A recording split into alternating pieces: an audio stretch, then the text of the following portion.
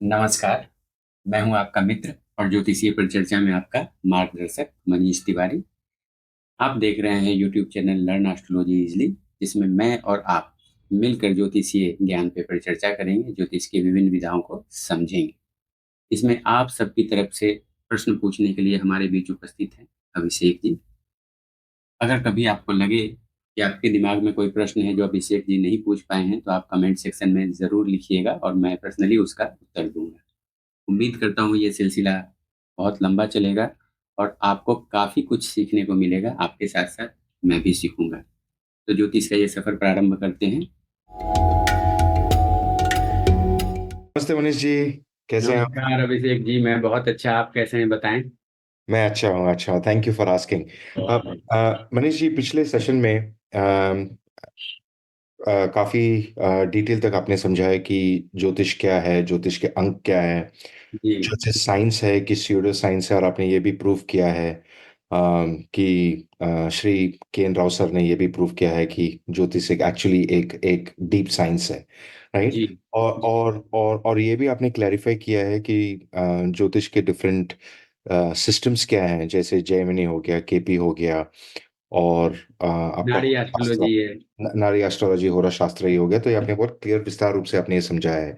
जी, लेकिन सबसे इंटरेस्टिंग जो अभी तक क्लैरिफाई नहीं हो पाया है, या इसको हम अभी तक समझे नहीं है, और हमारा प्रयास रहेगा कि इस सेशन में मैं भी समझूं और हमारे ऑडियंस भी समझे, जो कि है कि लाइफ में जब आपने कहा कि जब हम जन्म लेते हैं तो हमारा एक टाइम रहता है, हमारा एक डेट रहता है, हमारा एक प्लेस ऑफ बर्थ रहता है, एक और यस, उस बेसिस पे एक कुंडली बनती है, और उस बेसिस पे आप कुछ प्रिडिक्शंस कर सकते हैं किसी के बारे में, राइट? उनका जनरली उनका लाइफ कैसे होगा।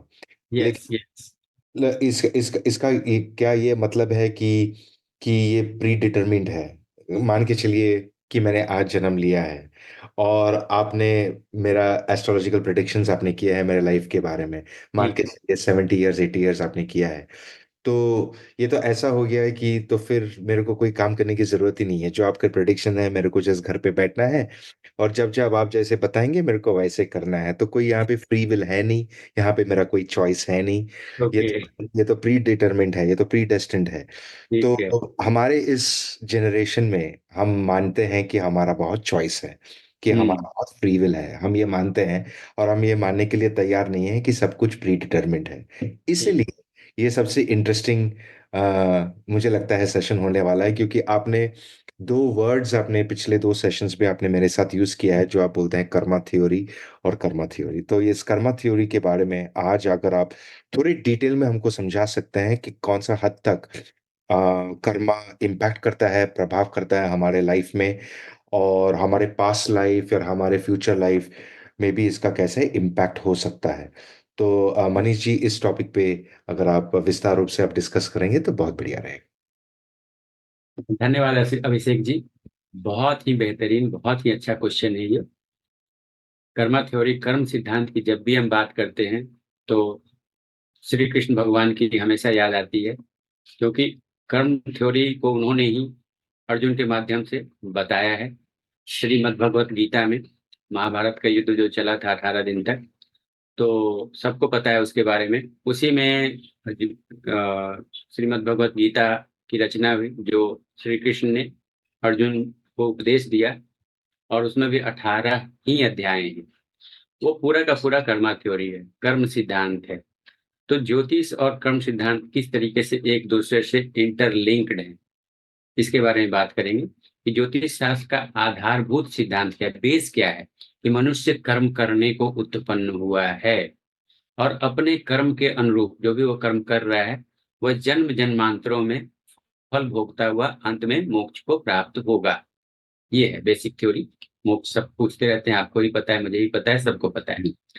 तो अब ये जो है कि जन्म जन्मांतर यानी कि पुनर्जन्म का सिद्धांत यहाँ पे आ गया, कि जैसे कि शास्त्रों में बताया गया है कि 84 लाख योनियां हैं, और मानव अपने कर्मों के हिसाब से, जैसे इस बार हम मनुष्य योनि में हैं, हमारे अपने कर्म हुए तो अगली बार मनुष्य योनि हुआ, नहीं तो अगर निधम कर्म किए, अधम कर्म किए, तो डिटोरिएट हो जाएंगे, कोई जानवर बन जाएगा, कोई पक्षी बन जाएगा, कोई कुछ बन जाएगा, उस योनि में चला जाएगा। ठीक है ना?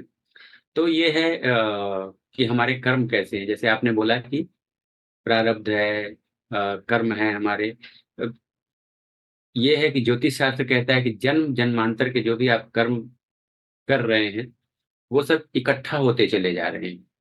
हर जन्म में हम कुछ ना कुछ काम किए, अच्छा बुरा, किसी के लिए बढ़िया किए, किसी के लिए खराब किए, किसी को सताया, किसी को लूट लिया, किसी की मदद कर दी।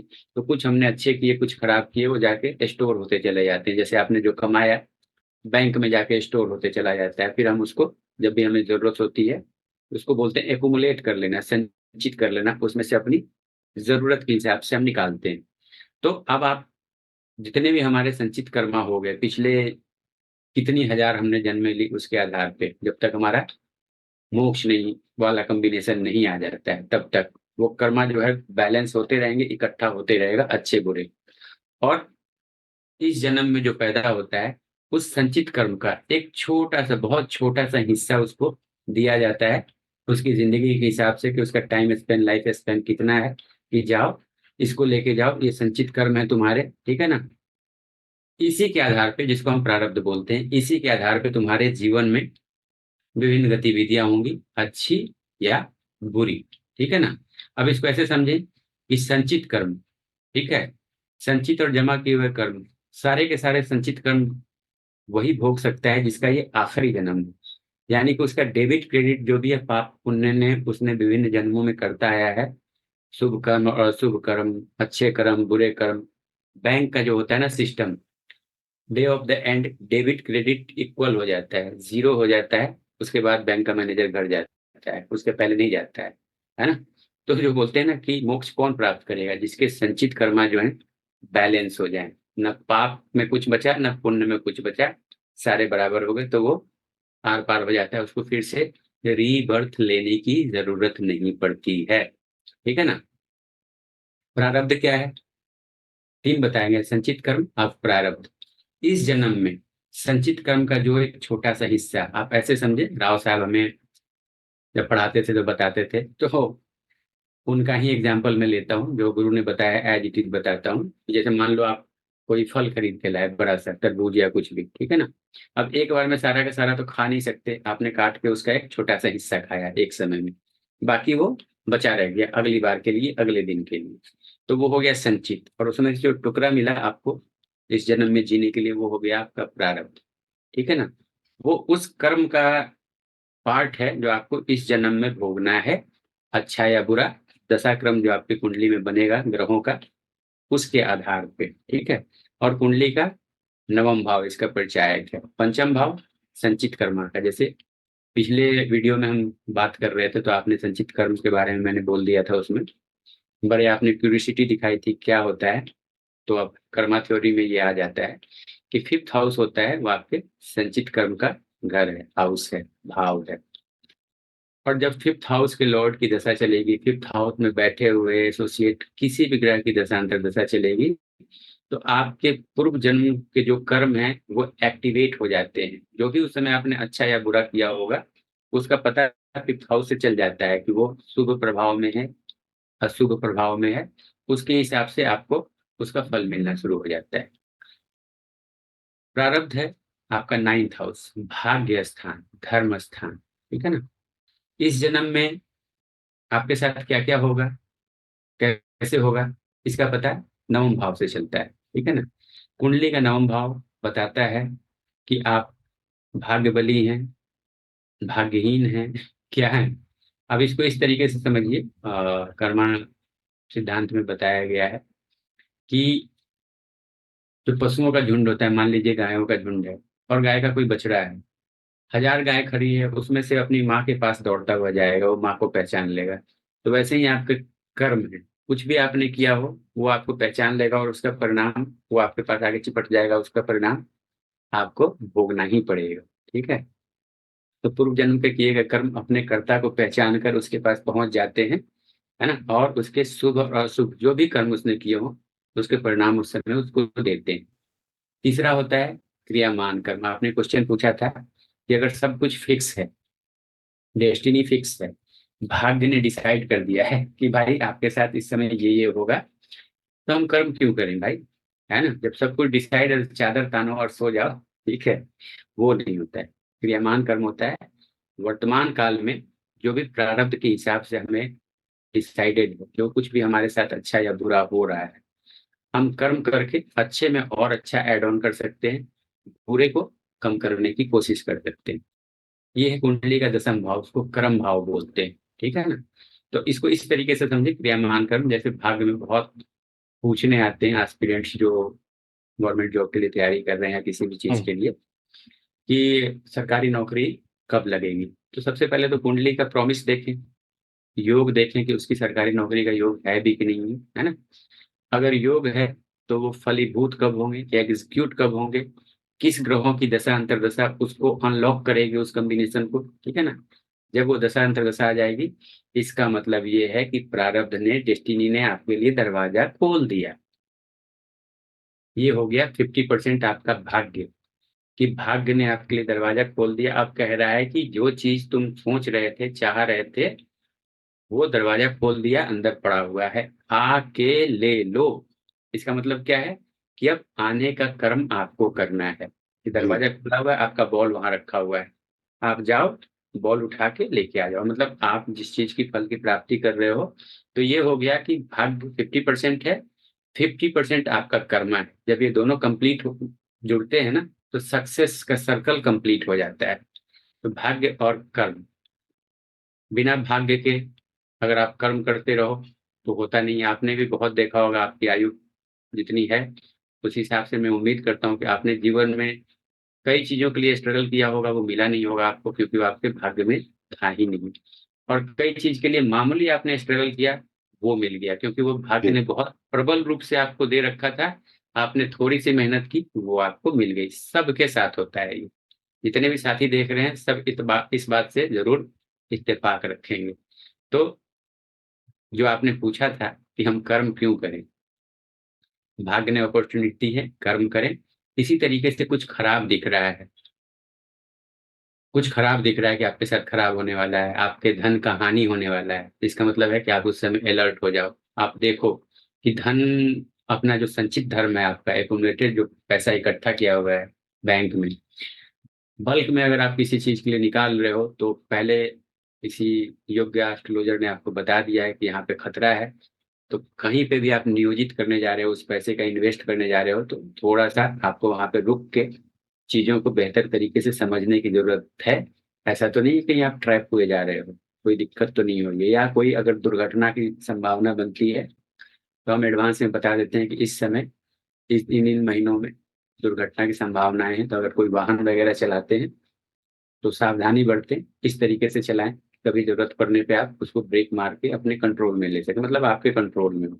ये सब योग्य ज्योतिष जो है आपको एडवांस में बता सकता है। तो आप, ये प्रारब्ध उसने बता दिया, लेकिन आप अपने कर्म करके उसमें बढ़ोतरी या उसको अशुभता हो रही है रोक सकते हैं। लेकिन कुछ कर्म ऐसे होते हैं पूर्व जन्म के, जो रोके नहीं जा सकते। आप कुछ भी कर्म करो, यहाँ पे मैं एक घटना का उल्लेख करूंगा।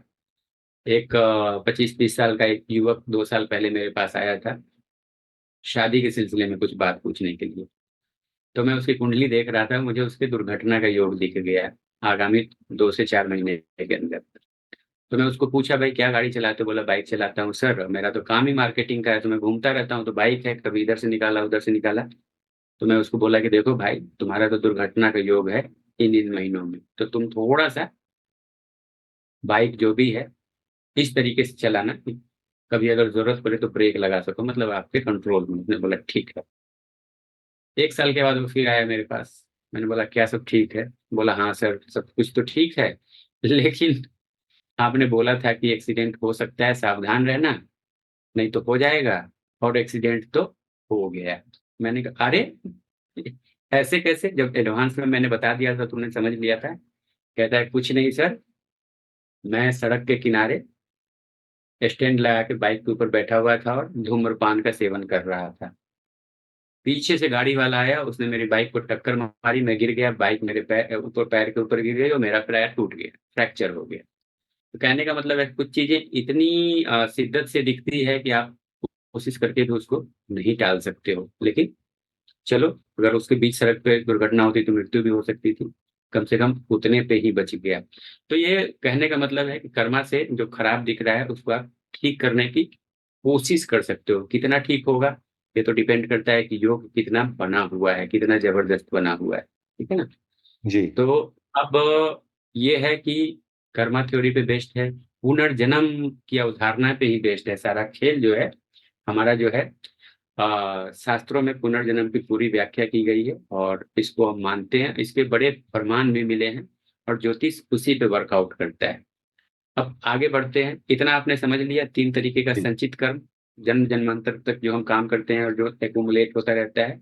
प्रारब्ध, जो संचित कर्म का एक टुकड़ा लेके हम यहाँ पे आए। क्रियामान कर्म, इस जन्म में प्रारब्ध के हिसाब से जो हमारे समक्ष अवसर उपस्थित हुए, अच्छे या बुरे, हमने उसमें क्या काम करके योगदान दिया।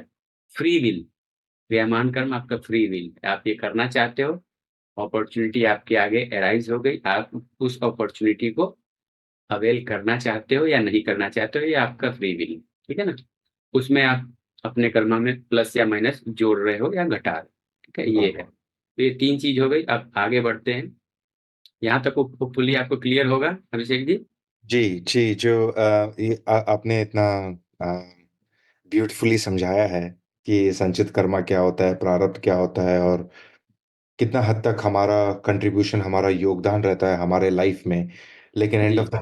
And of the day simply देखा जाए तो increase the number of positive points and try to reduce the number of negative points.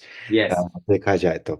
और दूसरा ये है कि जो हम लक बोलते हैं हमारे लाइफ जी। में कि जी। We got lucky. जी। आपके लैंग्वेज में या ज्योतिष के लैंग्वेज में या कर्मा थ्योरी के लैंग्वेज में ऐसा हो सकता है that opportunity meets effort which is equals to success, ji.